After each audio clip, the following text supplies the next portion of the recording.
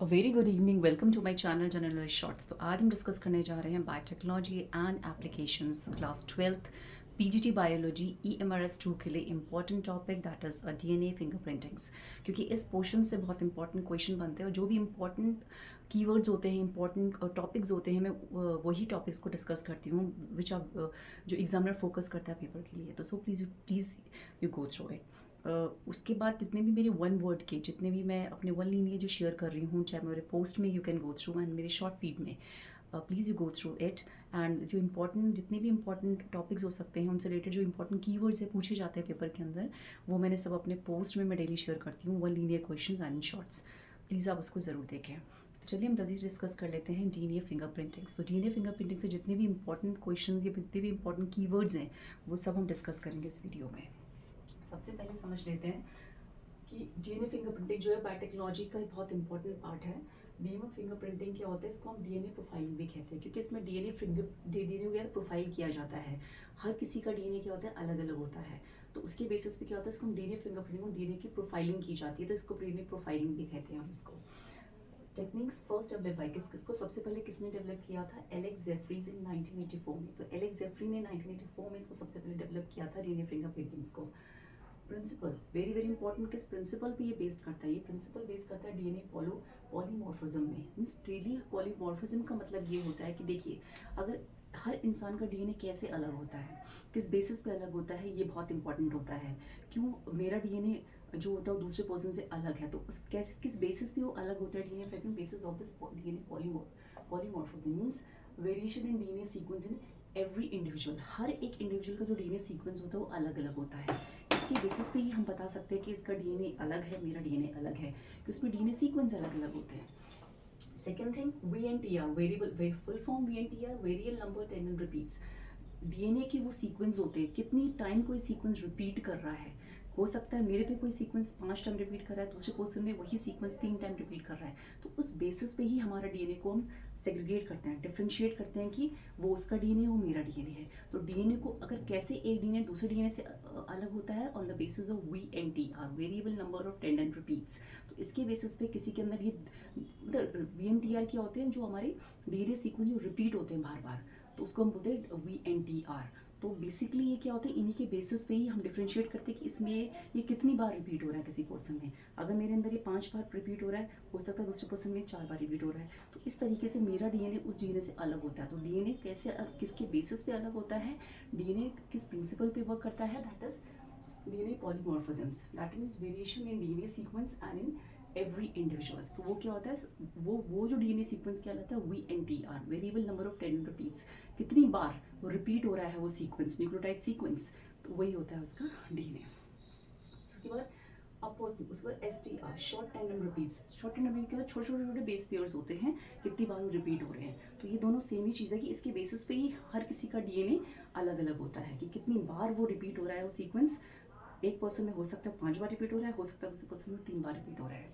For example जैसे एक person ए है, तो पर्सन ए में ATGC सीक्वेंस है, nucleotide sequence, adenine thymine guanine cytosines, adenine thymine guanine cytosine, adenine thymine guanine cytosines, adenine. तो कितनी बार रिपीट हो रहा है ये सीक्वेंस, 1 2 3 4, तो 4 बार ही रिपीट हो रहा है। तो this is called a variable number tandem repeats. तो एक पर्सन में यही सीक्वेंस 4 बार रिपीट हो रहा है, और दूसरे पर्सन में ये सीक्वेंस 3 बार रिपीट हो रहा है। तो ये क्या हो गया इसका, इसकी बेसिस पे हम इसी के बेसिस पे हमारा एक पर्सन का DNA दूसरे DNA से अलग होता है, इसके बेसिस पे। तो this is very very important question. Variable number of tandem repeats and short tandem repeats के बेसिस पे ही हमारा जो प्रिंसिपल है वो वर्क करता है DNA का, कि कैसे एक पर्सन का DNA दूसरे DNA से डिफरेंट होता है। नाउ जो हमारे VNTR होते हैं, वो होते हैं बेसिकली होते हैं 10 to 100 बेस पेयर्स। थोड़ा उनका बेस पेयर थोड़ा ज़्यादा होता है, 10 to 100 बेस पेयर तक ये रिपीट हो सकता है। लेकिन इसका जो शॉर्ट टेंडेंट रिपीट्स है वो होता है 2 to 6 बेस पेयर्स। तो very very important, short STR क्या होते हैं, VNTR क्या होते हैं। तो इनका base pair 2 to 6 base pair तक होते हैं, ये होते हैं 10 to 100 बेस पेयर्स तक जो हमारे VNTR होते हैं। Now steps in DNA fingerprint, steps are very very important. कई बार एग्जामिनर स्टेप्स दे देगा और आपको बताना पड़ेगा इसको सीक्वेंस में लगा स्टेप्स को, that's very very important. Now isolation of sample using chemical method. सबसे पहले हम कलेक्ट करते हैं DNA सैंपल को। हम कैसे कलेक्ट करते हैं DNA सैंपल्स को, वेरी वेरी इंपॉर्टेंट। ब्लड का कर सकते हैं, हेयर से, नेल से, सलाइवा से, सेमेन से, स्किन सेल से। तो दीज आर द सैम्पल्स। इनके सैम्पल्स को लेकर हो सकता है एग्जामिनर आपको एक ऑड वन सीक्वेंस दे तो बोले कि इसका हम सैंपल ले सकते कि नहीं ले सकते। तो इन सैम्पल्स को लेके हम डीएनए को क्या करते हैं, कलेक्ट करते हैं। Second thing is isolation of sample using chemical methods. ये केमिकल मेथड करके हम क्या आइसोलेशन करते हैं, आइसोलेट करते हैं हम। केमिकल मेथड किस करके डीएनए को आइसोलेट करते हैं with the help of chemical methods. Now cutting DNA with restriction enzyme. अब क्या होता है, जब हमने डीएनए को आइसोलेट कर दिया, किससे आइसोलेट किया, सैंपल से। कौन से सैंपल से, ब्लड का सैंपल हो सकता है, हेयर का सैंपल हो सकता है, सेबन का सैंपल हो सकता है, स्किन सेल्स हो सकती हैं। उससे हम डीएनए को सैंपल को लेते हैं, आइसोलेट करते हैं हम डीएनए फ्रेगमेंट्स को। फिर डीएनए फ्रेगमेंट्स के बाद क्या होता है, उसको कट किया जाता है। उसको कट किया जाता है with the help of restriction enzymes. Then cutting DNA with the restriction enzymes produce DNA fragments of different length. अब क्या हो गया, जब हम कट करते हैं डीएनए को तो क्या होता है, उसमें अलग अलग फ्रेगमेंट्स के डीएनए फ्रेगमेंट्स मिल जाते हैं, कुछ छोटे, कुछ बड़े, कुछ लंबे। तो अलग अलग फ्रेगमेंट्स क्या होते हैं, डीएनए मिल जाते हैं जब हम डीएनए को कट करते हैं। Now gel electrophoresis. अब जो डीएनए के फ्रेगमेंट्स होते हैं हम उनको जेल इलेक्ट्रोफोरेसिस से पास करते हैं। एक इलेक्ट्रिक फील्ड को क्रिएट किया जाता है। उस जेल इलेक्ट्रोफोरेसिस में हम क्या, मोस्टली हम एगारोस जेल का यूज़ करते हैं। जो इलेक्ट्रोफोरेसिस किया जाता है in the presence of agarose gel. अब वो जो एगारोस जेल दिया जाता है उसके अंदर इलेक्ट्रिक फील्ड को क्रिएट किया जाता है। और इलेक्ट्रिक फील्ड में क्या होता है, डिफरेंट जो फ्रेगमेंट्स होते हैं, कुछ छोटे फ्रेगमेंट्स होते हैं, कुछ बड़े फ्रेगमेंट, जिसको हमने काटा था रिस्ट्रिक्शन एंजाइम से डीएनए के। जितना छोटा फ्रेगमेंट होगा वो जितना तेजी से मूव करेगा, जितना लंबा फ्रेगमेंट होगा वो धीरे धीरे मूव करेगा। It will move towards opposite pole. तो जितना भी जो शॉर्ट फ्रेगमेंट्स होते हैं वो जल्दी तेजी से मूव करेंगे, और लंबे फ्रेगमेंट्स होंगे वो धीरे धीरे मूव करेंगे। उसके बाद जो smaller fragments move faster than larger. उसके बाद जेल इलेक्ट्रोफोरेसिस के बाद किया जाता है सदर्न ब्लॉटिंग। तो जेल इलेक्ट्रोफोरेसिस के बाद क्या किया जाता है, सदर्न ब्लॉटिंग की जाती है। सदर्न ब्लॉटिंग में क्या होता है कि हम मेम्ब्रेन लेते हैं। सदर्न ब्लॉटिंग एक नायलॉन शीटिंग मेम्ब्रेन होती है। ये जो इलेक्ट्रोफोरेसिस जब किया जाता है तो उसमें एक सदर्न ब्लॉटिंग की जाती है। उसमें क्या होता है, एक मेम्ब्रेन के थ्रू, नायलॉन मेम्ब्रेन होती है। उसमें क्या होता है, जैसे जैसे जो फ्रेगमेंट्स होते हैं ऊपर की साइड मूव करते हैं, और इन फ्रेगमेंट्स को क्या होता है, ये जो फ्रेगमेंट्स होते हैं इन्हें हाइब्रिडाइज किया जाता है। कैसे हाइब्रिडाइज किया जाता है, इनके जो प्रोब्स होते हैं, जो कॉम्प्लीमेंट्री प्रोब्स होते हैं, उनके साथ जो हमारा डीएनए फ्रेगमेंट्स है उसको कॉम्प्लीमेंट्री प्रोब से उनको हाइब्रिडाइज किया जाता है। जो प्रोब होता है हमारा, उनको क्या किया जाता है, हाइब्रिडाइज किया जाता है in the southern blotting with the help of a nylon membrane. Nylon membrane का यहाँ यूज होता है। और यहाँ पे the hybridisation with DNA probes. DNA probes binds with complementary DNA sequence. जो डीएनए फ्रेगमेंट्स प्रेजेंट होते हैं हमारे इलेक्ट्रोफोरेसिस में, उसके साथ जो डीएनए प्रोब्स है उसको कॉम्प्लीमेंट्री बाइंडिंग कराई जाती है सदर्न ब्लॉटिंग में with the help of a nylon membrane. Then auto radiography, last step होता है इसका ऑटो रेडियोग्राफी। तो DNA patterns appears as band in X ray films. जो डीएनए पैटर्न्स होते हैं एक्स-रे फिल्म में क्या होता है, अलग अलग डीएनए पैटर्न्स अपीयर होते हैं हमें, और इसी को हम डीएनए, यही जो डीएनए पैटर्न्स होता है हर पर्सन का अलग अलग होता है। तो यही होता है हमारा डीएनए फिंगरप्रिंटिंग। तो ये जो डीएनए फ्रेगमेंट्स हमें मिलते हैं at the last, auto radiography means जिसको हम रेडियो वेव्स के थ्रू पास करते हैं, एक्स-रे के थ्रू पास करते हैं, तो इसको बोलते हैं ऑटो रेडियोग्राफी।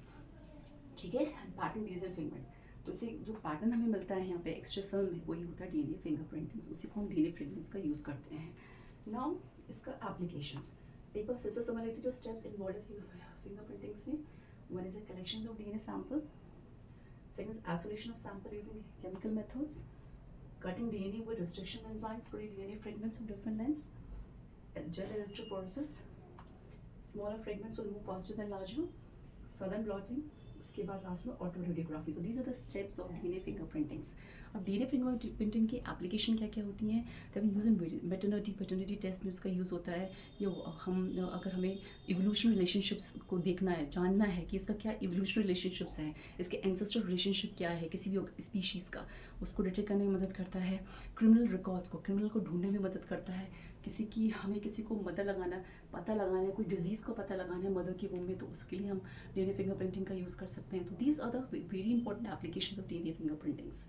तो जितने भी इंपॉर्टेंट पॉइंट्स बन सकते हैं डीएनए फिंगरप्रिंटिंग से, वो मैंने यहाँ पे डिस्कस किए हैं। Please you go through it. And अगर आपको मेरे वीडियो पसंद आ रहे हैं, लाइक आपको अच्छा लग रहा है कि मैं इसी तरीके से आपको और अच्छा कंटेंट दूँ डिजिटल साइंस के लिए भी, तो please you right in my comment box. Thank you.